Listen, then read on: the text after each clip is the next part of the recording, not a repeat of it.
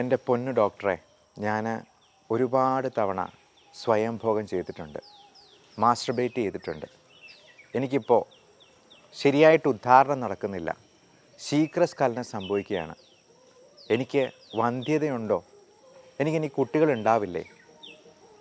എൻ്റെ അടുത്ത് വരുന്ന ചെറുപ്പക്കാരായിട്ടുള്ള കുറേ ആളുകൾ എന്നോട് ചോദിച്ചിട്ടുള്ള സംശയമാണിത്. സ്വയംഭോഗം അഥവാ മാസ്റ്റർബേഷൻ വന്ധ്യതയ്ക്ക് കാരണമാകുമോ? ആ പേര് കേൾക്കുമ്പോൾ തന്നെ ആളുകൾക്കൊരു ചളുപ്പാണ്. ഡോക്ടർമാരോട് ചോദിക്കാൻ ആകെ മൊത്തം ഒരു മടിയാണ്. അവരെന്താ വിചാരിക്കുക? ഡോക്ടർമാർക്കാണെങ്കിൽ അതിലേറെ മടിയാണ്. മാസ്റ്റർബേഷൻ എന്നതിനെക്കുറിച്ച് സംസാരിക്കാൻ, അഡ്രസ്സ് ചെയ്യാൻ ഒത്തിരി ഡോക്ടർമാരും തയ്യാറാവുന്നില്ല എന്നുള്ളതാണ്. അങ്ങനെ മടിച്ച് ചില സുഹൃത്തുക്കൾ എൻ്റെ അടുത്ത് വന്ന് ചോദിക്കാറുണ്ട്, ഇതൊരു പ്രശ്നമാണോ ഡോക്ടറെ എന്ന്. എൻ്റെ അടുത്ത് വരുന്ന രോഗികളോട്, ഇനി വരാൻ പോകുന്ന എൻ്റെ സുഹൃത്തുക്കളോട് ഞാൻ പറയുകയാണ്, നിങ്ങൾക്ക് ഇങ്ങനെയുള്ള കാര്യങ്ങൾ ചോദിക്കാനായിട്ട് യാതൊരു മടിയും വെക്കേണ്ട, അതിന് യാതൊരു ചമ്മലും വേണ്ട. എന്നെ നിങ്ങളുടെ ഒരു സഹോദരനായിട്ടോ സുഹൃത്തായിട്ടോ മാത്രം കണ്ടാൽ മതി. എന്നോട് ചോദിക്കാനുള്ള കാര്യങ്ങൾ യാതൊരു ചമ്മലും കൂടാതെ നിങ്ങൾക്കറിയാവുന്ന ഭാഷയിൽ വ്യക്തമായിട്ട് തന്നെ ചോദിച്ചോളൂ. അതിന് യാതൊരു തടസ്സവും ഇല്ല എന്നുള്ളതാണ്. കാര്യം എനിക്കും ഇതിനകത്ത് യാതൊരു ചമ്മലോ മടിയോ വെക്കരുത് എന്ന് സ്വയം നിർബന്ധമുള്ള ആളാണ്. ഒറ്റ വാക്യത്തിൽ ഉത്തരം പറയട്ടെ. സ്വയംഭോഗം എന്ന് പറയുന്നത് എല്ലാ വ്യക്തികൾക്കും ഒരു പ്രായം കഴിയുമ്പോൾ തനിയെ ചെയ്യുന്ന ഒരു പ്രക്രിയ തന്നെയാണ്. ഒരിക്കലും മാസ്റ്റർബേഷൻ കൊണ്ട് നമുക്ക് വന്ധ്യത ഉണ്ടാവില്ല.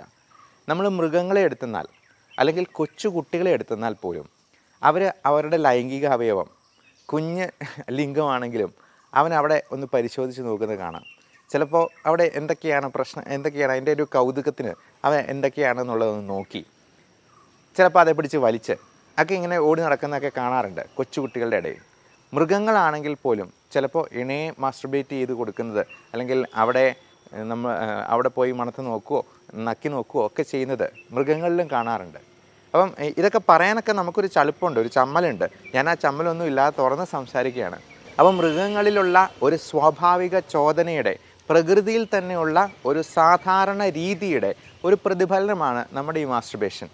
പിന്നെ സ്മാർട്ട് ഫോണൊക്കെ വന്നു കഴിഞ്ഞപ്പോഴത്തേക്കും നമ്മൾ ചിലപ്പോൾ പോൺ ഫിലിംസൊക്കെ കണ്ടുകൊണ്ട് മാസ്റ്റർബേറ്റ് ചെയ്യും, അല്ലെ അതുപോലത്തെ പടങ്ങൾ കണ്ടുകൊണ്ട് നമുക്ക് ഇഷ്ടമുള്ള ഒരാളെ കാണുമ്പോഴത്തേക്കും അയാളെ മനസ്സിൽ ധ്യാനിച്ചുകൊണ്ട് ചിലപ്പോൾ മാസ്റ്റർബേറ്റ് ചെയ്തിരിക്കും. അത് ആൺകുട്ടികളും പെൺകുട്ടികളും മാസ്റ്റർബേറ്റ് ചെയ്യുന്നുണ്ട്. പെൺകുട്ടികൾക്കും മാസ്റ്റർബേഷൻ ചിലപ്പോൾ ആവശ്യമായിട്ട് വരും. ഓരോരുത്തരുടെയും ലൈംഗിക താല്പര്യം അതിനെ സംതൃപ്തിപ്പെടുത്താനായിട്ട് അവർ മാത്രം ചിന്തിച്ചാൽ മതിയല്ലോ. ഈ മാസ്റ്റർബേഷൻ അങ്ങനെയുള്ളൊരു ഗുണവും കൂടെയുണ്ട്. ഇപ്പം നമ്മുടെ നാട്ടിലൊക്കെ എന്ന് പറഞ്ഞാൽ മറ്റൊരാളുടെ കൂടെ കപട സദാചാരവാദികളുടെ ഒരു ക്യാപിറ്റലാണ് നമ്മുടെ നാട്. അത് നോർത്തിലോട്ട് പോയി കഴിഞ്ഞാൽ കുറച്ചുകൂടെ കൂടും. ഒരു ഭർത്താവും ഭാര്യയും കൂടെ ഒരു പൊതുസ്ഥലത്തുനിന്ന് കെട്ടിപ്പിടിച്ച് ഉമ്മ കൊടുത്തു എന്ന് പറഞ്ഞിട്ട് അവരെ ഉപദ്രവിക്കാൻ പോയിട്ടുള്ള നാട്ടുകാരാണ് നമ്മുടേത്. അപ്പോൾ അങ്ങനെയുള്ളപ്പോൾ പലപ്പോഴും മാസ്റ്റർബേഷൻ കൂടി ഇല്ലെന്നുണ്ടെങ്കിൽ മനുഷ്യർ സെക്ഷലി ഫ്രസ്ട്രേറ്റഡ് ആയി പോവുകയാണ് ചെയ്യുന്നത്. ഇനി അത് എപ്പോഴാണ് അപകടകരമായിട്ടുള്ള രീതിയിലേക്ക് മാറിപ്പോവുക എന്ന് പറയാം. പലപ്പോഴും പല തരത്തിലുള്ള മാനസിക പ്രശ്നങ്ങളുള്ളവർക്കും ഈ സെക്ഷുവലായിട്ടുള്ള ഫീലിങ്സ് അത് പ്രോപ്പറായിട്ടുണ്ടാവുന്നുണ്ടോ, എനിക്കെന്തെങ്കിലും പ്രശ്നമുണ്ടോ, എന്തെങ്കിലും കുഴപ്പങ്ങളുണ്ടോ എന്നിങ്ങനെ കൂടുതലായിട്ട് ചിന്തിച്ചുകൊണ്ടിരിക്കും. ഓവർ ആങ്സൈറ്റിയും അതിൻ്റെ കൂടെ ഉണ്ടാകുന്ന ഡിപ്രഷനും ചിലപ്പോൾ കുറച്ച് ബൈപ്പോളാറും ഒക്കെ ഉണ്ടെന്നുണ്ടെങ്കിൽ ഈ ഒരു കാര്യത്തെപ്പറ്റി ഭയങ്കരമായിട്ട് അവർ ചിന്തിക്കും. ഇപ്പോൾ മാനസിക രോഗമുള്ളവർ അവർക്ക് മാനസിക രോഗമുണ്ട് എന്നല്ല അവർ വിചാരിക്കുക. അവർക്ക് പലതരത്തിലുള്ള മറ്റ് ശാരീരിക അസുഖങ്ങളാണ് ഉണ്ടാവുക.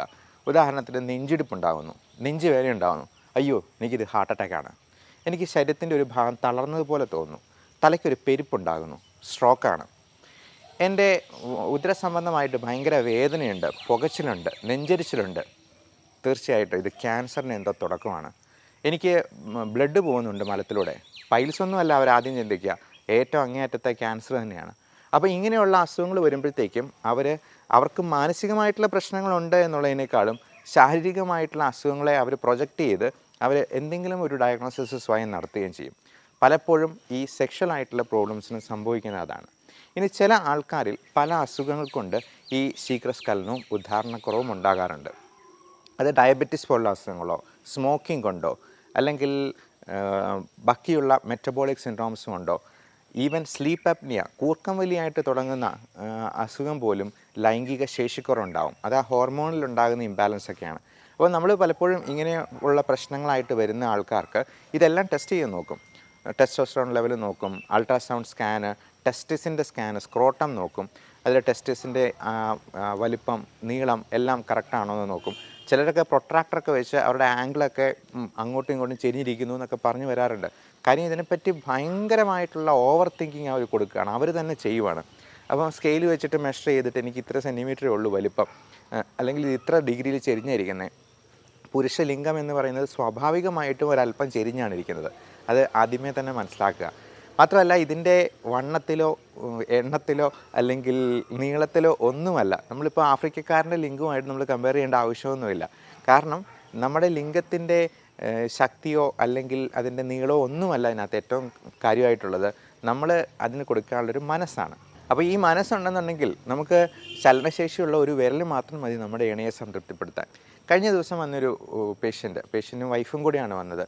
അദ്ദേഹം ഇങ്ങനെ നിരന്തരം എനിക്ക് അത് പറ്റുന്നുണ്ടോ എന്നിങ്ങനെ, എനിക്ക് എന്തോ പ്രശ്നമുണ്ടെന്ന് ഇങ്ങനെ കോംപ്ലക്സ് വെച്ചുകൊണ്ടിരിക്കുകയാണ്. അപ്പോൾ ഭാര്യ സൈഡിലിരുന്ന് ഇടയ്ക്കൊന്ന് ചെറുതായിട്ട് ചിരിക്കുകയൊക്കെ ചെയ്യുന്നുണ്ട്. അപ്പം ഭാര്യയോട് ചോദിച്ചു, എന്തിനാ ചിരിക്കുന്നത്, പരിഹസിക്കാൻ പാടില്ല എന്ന് പറഞ്ഞപ്പോഴത്തേക്കും ഭാര്യ പറഞ്ഞു, എൻ്റെ ഡോക്ടറെ ഞാൻ പറഞ്ഞതാ, ഒരു കുഴപ്പവും ഇല്ല, ഒരു പ്രശ്നവും ഇല്ല ആൾക്ക്, പക്ഷേ ആൾക്ക് അത് പോരാന്ന് ഇങ്ങനെ തോന്നുന്നത്. എൻ്റെ അടുത്ത് എപ്പോഴും ചോദിച്ച് എന്നെ കൂടി ടെൻഷനാക്കുക, എനിക്കും ഭ്രാന്ത് പിടിക്കുന്ന. കല്യാണം കഴിഞ്ഞിട്ട് 1 മാസം ആയുള്ളൂ. അപ്പോൾ അന്നേരത്തിനും ഭാര്യയും കൂടി ആകെ മനസ്സുമടുത്ത് പോവുകയാണ്. അപ്പം ഭാര്യയ്ക്ക് ചിലപ്പോൾ എപ്പോഴും ഇത് വേണം, എന്നും ചെയ്യാനായിട്ട് നോക്കും, സെക്സ് ചെയ്യാനായിട്ട് നോക്കും, എന്നാൽ അത് പരാജയം അടയുകയാണ്. വീണ്ടും അയാൾക്ക് സ്വയം എന്തോ പ്രശ്നമുണ്ടെന്ന് ഇങ്ങനെ കോംപ്ലക്സ് തോന്നിക്കൊണ്ടിരിക്കുകയാണ്. ശരിക്കും ആ ഓവർ തിങ്കിങ് കൊണ്ടുള്ള, അമിത ചിന്ത കൊണ്ടുള്ള പ്രശ്നമാണ്. ചിന്തിച്ചാലൊരു അന്തവും ഇല്ല, ചിന്തിച്ചില്ലെങ്കിൽ ഒരു കുന്തവും ഇല്ല എന്ന് പറയുന്നത് പോലെ. അപ്പം നമ്മൾ ഒത്തിരി ചിന്തിക്കുന്നതും അത് മാനസിക രോഗം, ഭ്രാന്ത് എന്നൊക്കെ പറഞ്ഞിട്ട് നമ്മൾ അതിനെ പരിഹസിച്ച് തള്ളരുത്. നമുക്ക് എല്ലാവർക്കും ജലദോഷം വരുന്ന പോലെ, പനി വരുന്നത് പോലെ നമുക്ക് എല്ലാവർക്കും ഈ പറയുന്ന പ്രശ്നങ്ങളൊക്കെ ഉണ്ടാകും. ഓവർ തിങ്കിങ് നമുക്ക് എല്ലാവർക്കും ഉള്ളതാണ്. അപ്പോൾ അതിനെ കണ്ടെത്തി കറക്റ്റ് സമയത്ത് അതിനെ ചികിത്സ കൊടുത്തില്ലെന്നുണ്ടെങ്കിൽ ചിലപ്പോൾ അത് വലിയ പ്രശ്നങ്ങളിലേക്ക് നയിക്കപ്പെടും. അതുകൊണ്ട് അതിനൊന്നും നമ്മൾ മടി കാണിച്ച് നിൽക്കാതെ, പുറംതിരിഞ്ഞ് നിൽക്കാതെ അതിന് കൃത്യമായിട്ടൊരു എക്സ്പേർട്ട് ഡോക്ടറിൻ്റെ അടുത്ത് പോയി ചികിത്സ തേടുക. ഇങ്ങനെയുള്ള കാര്യങ്ങൾ തുറന്ന് സംസാരിക്കാവുന്ന, നിങ്ങൾക്ക് ഒരു സുഹൃത്തെന്ന് തോന്നാവുന്ന, ഒരു സഹോദരനെന്ന് തോന്നാവുന്ന ഒരു ഡോക്ടറിനെ, അല്ലെങ്കിൽ ഒരു പെങ്ങളെ പോലെ കണ്ട് സംസാരിക്കാൻ പറ്റുന്ന ഡോക്ടറെ കണ്ടുപിടിച്ച് അവരുടെ അടുത്ത് പോയി ട്രീറ്റ്മെൻറ്റ് എടുക്കുക. ഇപ്പം ഗൈനക്കോളജിസ്റ്റിൻ്റെ അടുത്താണെങ്കിലും നമുക്ക് പലപ്പോഴും ആണുങ്ങളുടെ കാര്യങ്ങൾ വ്യക്തമായിട്ട് തുറന്ന് പറയാൻ പറ്റില്ല. അപ്പം ഈ ഒരു മേഖല ഒരുപാട് ചൂഷണം ചെയ്യപ്പെടുന്ന ഒരു വേദി കൂടിയാണ്. അതിന് ആയുർവേദത്തിൻ്റെ ലേബലിൽ വരുന്ന പല മരുന്നുകളും വിപണിയിലുണ്ട്. അതിൻ്റെ ശക്തി കൂട്ടും, അതിൻ്റെ വലിപ്പം കൂട്ടും എന്നൊക്കെ അവകാശപ്പെടുന്ന പലതരത്തിലുള്ള മെഷീനും എണ്ണയും ലേപനും എന്നില്ല. എല്ലാ തരത്തിലുള്ള ചൂഷണങ്ങളും ഈ പറയുന്ന പ്രശ്നങ്ങൾക്ക് ഒരു വേദിയാവുന്നുണ്ട്. അതുകൊണ്ട് നമ്മൾ ഇതിന് ശാസ്ത്രീയമായ ചികിത്സ സ്വീകരിക്കാനായിട്ട് എല്ലാവരും ശ്രദ്ധിക്കുക. മാത്രമല്ല ഇതുപോലുള്ള ഓവർ തിങ്കിങ് മൂലമുള്ള ആങ്സൈറ്റി പ്രശ്നങ്ങളെല്ലാം ഒരു ചെറിയ മരുന്ന് കഴിച്ചാൽ തന്നെ അത് വളരെ ക്ലിയർ ആയിട്ട് കിട്ടുകയും ചെയ്യും. ഇനി യാതൊരു സൈഡ് ഇഫക്റ്റും ഇല്ലാത്ത ഇതിനുള്ള സപ്ലിമെൻറ്റ്സ് ഉണ്ട്. നിങ്ങൾക്ക് ഗൂഗിളിലൊന്ന് സെർച്ച് ചെയ്ത് നോക്കാവുന്നതാണ്. L-ആർജിനിൻ എന്നൊരു പേര്. L-ആർജിനിൻ എന്ന് പറയുന്നത് നമ്മുടെ പ്രോട്ടീൻസിൻ്റെ ബിൽഡിംഗ് ബ്ലോക്കാണ്. നമ്മൾ അത് പൗഡർ ഫോമിൽ കിട്ടും, സാഷെ ഫോമിൽ കിട്ടും. അതിന് സ്വല്പം വില കൂടുതലുണ്ട്. അപ്പോൾ എല്ലാ ദിവസവും നമ്മൾ ഇതിൻ്റെ സാഷെ ആയിട്ട് ഇതിൻ്റെ കൂടെ കുറച്ച് വൈറ്റമിൻസും സപ്ലിമെൻറ്റ്സും എല്ലാം കൂടെ ചേർത്ത് ഈ ലൈംഗിക ഉത്തേജനത്തിന് വേണ്ടി തന്നെയുള്ള പ്രത്യേക തരത്തിലുള്ള മോഡേൺ മെഡിസിനാണത്. അപ്പോൾ ഈ L-ആർജിനിൻ ചെയ്യുന്നതെന്ന് വെച്ചാൽ പ്രോട്ടീൻ ബിൽഡ് ചെയ്യുകയാണ് ചെയ്യുക. അപ്പം പലപ്പോഴും ഇതിൻ്റെ വലിപ്പം കൂടാനായിട്ടും ഇതിൻ്റെ ശക്തി കൂടാനായിട്ടും ഇപ്പം പല ആളുകൾക്കും പറയാനുണ്ട് ഭയങ്കര ഫെറ്റീഗാണ്, ക്ഷീണമാണ്. ഇത് ഒരെണ്ണം കഴിക്കുമ്പോഴത്തേക്കും തന്നെ നമുക്ക് ആ ക്ഷീണം അങ്ങ് മാറ്റിയെടുക്കാൻ പറ്റും. യാതൊരു സൈഡ് ഇഫക്റ്റും ഇല്ല. നമുക്ക് പ്രോട്ടീൻ ഉണ്ടാകും, നമ്മൾ മുട്ട കഴിക്കുന്ന പോലെ തന്നെയാണ്. അതുപോലെ പലതരത്തിലുള്ള വ്യായാമങ്ങളുണ്ട്, എക്സസൈസ് ഉണ്ട്.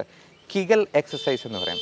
അപ്പം ആണുങ്ങൾക്ക് അതിന് കിഗൽ എക്സസൈസ് ചെയ്യുന്നത് വഴി നമുക്ക് അതിൻ്റെ ഉദ്ധാരണക്കുറവും ശീഘ്രസ്ഖലനവും നമുക്കൊരു പരിധി വരെ പരിഹരിക്കാൻ പറ്റും. ഈ കിഗൽ എക്സസൈസ് എന്താണ് എന്നുള്ളത് ലഘുവായിട്ട് നമുക്കൊന്ന് പറയാം.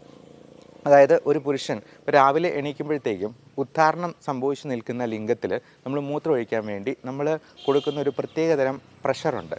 ആ പ്രഷർ കൊടുക്കുന്ന എക്സസൈസിനെയാണ് കിഗൽ എന്ന് പറയുന്നത്.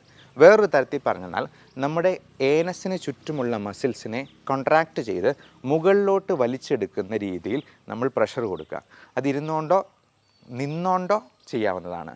അപ്പോൾ ഇരുന്നോ നിന്നോ ചെയ്തിട്ട് ഈ ഏനസിൻ്റെ മസിൽസ് എത്ര കണ്ട് നമ്മൾ കോൺട്രാക്ട് ചെയ്ത് മുകളിലോട്ട് വലിച്ചെടുക്കുന്നു. അത് നമ്മുടെ വയറിൻ്റെ പ്രഷർ കൂട്ടുന്നത് വഴി നമുക്ക് ചെയ്യാവുന്നതാണ്. അപ്പോൾ ഇത്തരത്തിലുള്ള പല രീതിയിലുള്ള മൾട്ടി ഡിസിപ്ലിനറി അപ്രോച്ച് ഇങ്ങനെയുള്ള അസുഖങ്ങൾക്കുണ്ട് എന്ന് മനസ്സിലാക്കുക. ഈ ഒരു പ്രശ്നം അഡ്രസ്സ് ചെയ്യപ്പെടാതെ പോകരുത്. എല്ലാവർക്കും നല്ല സെക്ഷുവൽ ഹെൽത്ത് കൂടി ആശംസിക്കുന്നു. Thank you.